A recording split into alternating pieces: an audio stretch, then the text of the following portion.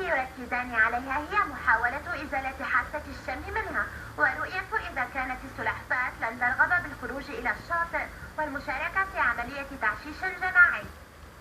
بمجرد أن يضعا السلحفاة البحرية على القارب سيقومان بحقن نوعين مختلفين من العلاجات في أنف السلحفاة.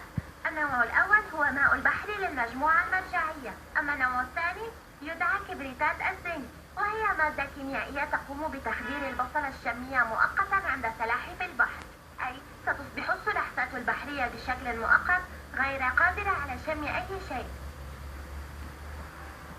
في الأيام القليلة التي سبقت عمليات التعشيش الجماعي كان الناس يخرجون بالقارب ويصطادون أكبر عدد ممكن من السلاحف.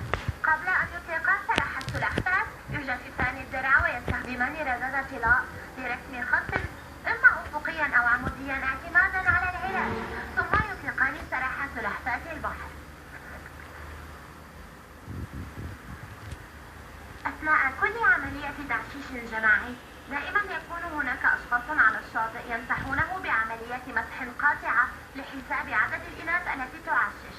إذا هناك متطوعون يبحثون عن إناث السلاحف التي أشراها لحساب عدد السلاحف البحرية من كل نوع التي تخرج إلى الشاطئ.